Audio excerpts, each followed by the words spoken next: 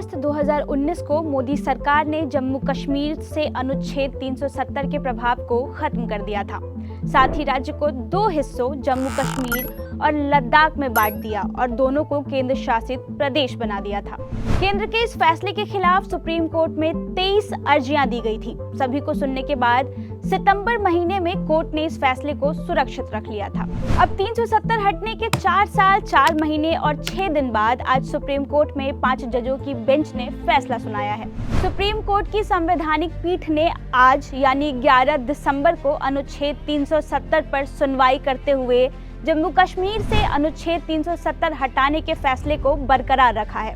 Supreme court ने कहा कि आर्टिकल 370 को बेअसर कर नई व्यवस्था से जम्मू कश्मीर को बाकी भारत के साथ जोड़ने की प्रक्रिया मजबूत हुई है।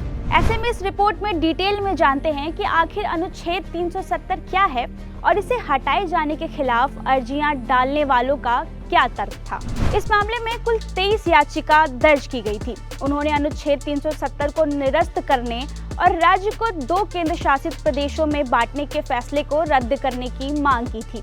उनके मुताबिक अनुच्छेद 370 एक स्थायी प्रावधान था और इसमें किसी भी तरह के बदलाव करने के लिए राज्य की संविधान सभा के इजाजत की जरूरत होती है, जिसे 1956 में भंग कर दिया गया था। याचिकाकर्ताओं के अनुसार अनुच्छेद 370 हटाना उस विलय पत्र के विरुद्ध था जिसके जरिए जम्मू कश्मीर भारत का हिस्सा बना था। याचिकाकर्ताओं ने कहा कि संविधान सभा को विधानसभा से स्थानापन्न नहीं किया जा सकता है क्योंकि वे अलग अलग काम करती है। इसके अलावा याचिकाकर्ताओं का कहना है कि जब राज्य राष्ट्रपति शासन के अधीन था तो यह संशोधन नहीं हो सकता था। अब जानते हैं कि आज 5 जजों की पीठ ने क्या कहा। सीजेआई ने विचार किए गए मुख्य सवालों पर जवाब देते हुए कहा कि हमने उस दौरान राज्य में लगे राष्ट्रपति शासन पर फैसला नहीं लिया है। स्थिति के अनुसार राष्ट्रपति शासन लगाया जा सकता है। अनुच्छेद 356 में राष्ट्रपति को शक्तियां दी गई हैं, उन्हें चुनौती नहीं दी जा सकती। संवैधानिक स्थिति यही है कि उनका उचित इस्तेमाल होना चाहिए।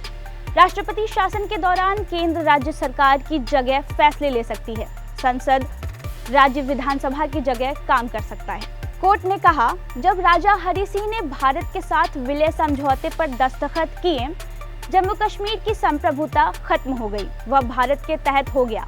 साफ है कि जम्मू कश्मीर भारत का अभिन्न अंग है। भारत का संविधान जम्मू कश्मीर के संविधान से ऊंचा है। अब जानते हैं कि आखिर ये अनुच्छेद 370 है क्या।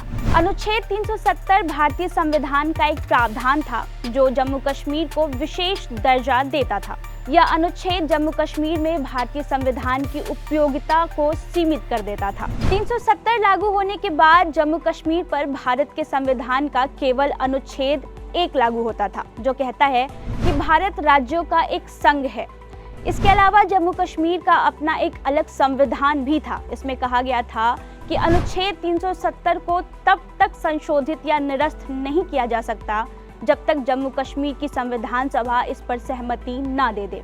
भारत के राष्ट्रपति के पास जरूरत पड़ने पर किसी भी बदलाव के साथ संविधान के किसी भी हिस्से को राज्य में लागू करने की ताकत थी, लेकिन इसके लिए राज्य सरकार की सहमति अनिवार्य थी। इसमें यह भी कहा गया था कि भारतीय संसद के पास केवल विदेश मामलों, रक्षा और संचार के संबंध में राज्य में कानून बनाने की शक्तियां हैं। अनुच्छेद 370 में यह भी बताया गया था कि इसमें संशोधन कैसे किया जा सकता है। इसमें कहा गया था कि इस प्रावधान में राष्ट्रपति जम्मू कश्मीर की संविधान सभा की सहमति से ही संशोधन कर सकते हैं।